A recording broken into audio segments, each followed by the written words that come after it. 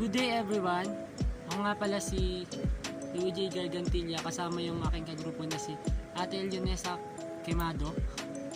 At kami ay may report na gagawin. At ang aming topic na ibinigay sa amin is yung behaviorist theory ni John Watson. So bago tayo magsimula, ano muna yung behaviorism? Behaviorism, also known as behavioral psychology, is a theory of learning based upon the idea that all behaviors are acquired through conditioning. Conditioning occurs through interaction with the environment.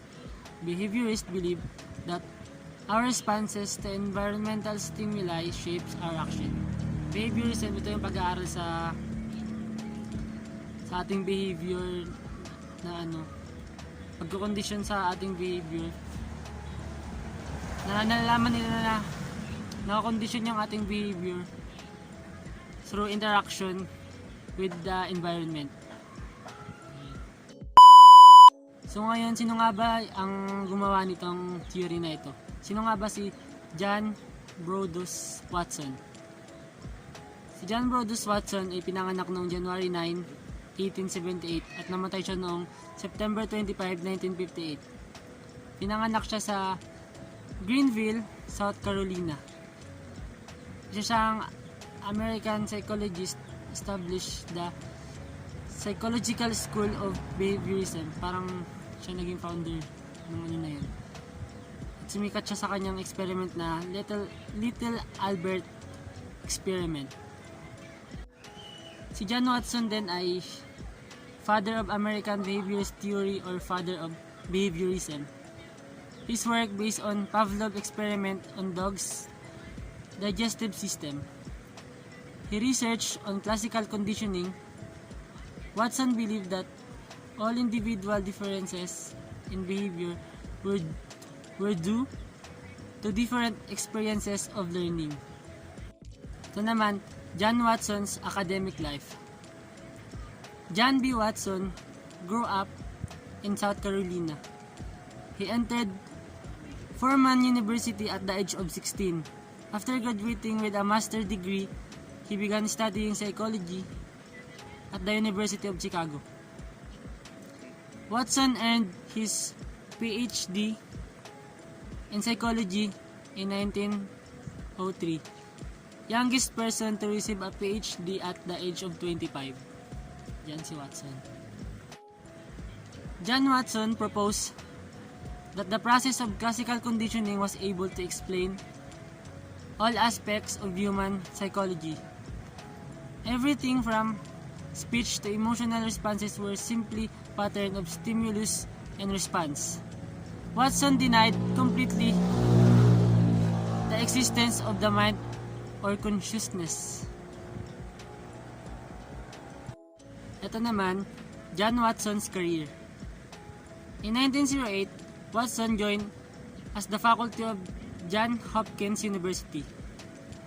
In 1913, he gave a seminar lecture at Columbia University titled Psychology, as the behaviorists view it, in which he reviewed feeling of introspective study and offered a different definition of psychology, calling it the science of behavior. Watson also elected president of American Psychological Association. Watson's work was based on the experiments of Ivan Pavlov, who had studied animals' responses to conditioning. He became interested in the work of Ivan Pavlov and included a brief summary of Pavlov's work in his major works. Pavlov believed, as Watson was later to emphasize, that humans react to stimuli in the same way. Ito naman yung famous quotation ni Watson. Give me a dozen healthy infants, well-formed, in my own specified world, to bring them up, and I'll guarantee to take anyone at random and train him to become any type of specialist I might select. Doctor, lawyer, artist, merchant, and yes, even bigger man and thief. Regardless of his talent, penchants, tendencies, ability, vocation, and the race of his ancestors. Yun yung kanyang quotation. Kaya niyang gawin yung tao kung anong maging gusto niya sa buhay through conditioning.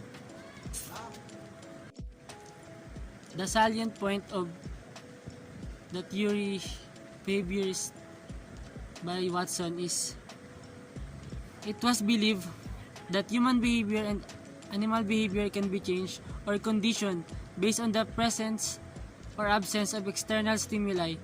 Using applied behavior analysis, it could be able to successfully install and remove desired behavioral traits and emotion responses based on psychological behaviorism.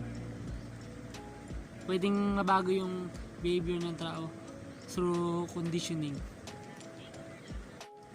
So ito, sasagutin natin yung tanong. How that specific or particular theory made impact or influence as basis in understanding personalities and behavior.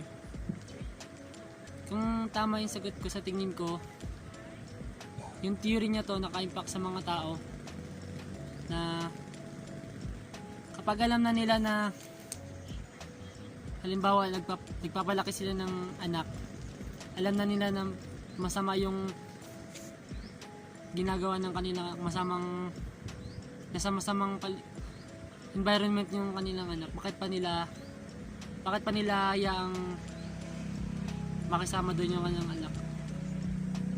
Ang gagawin na lang nila hanggat bata pa, ayusin nila yung kalalakihan ng kanilang anak na environment. Yun lamang po.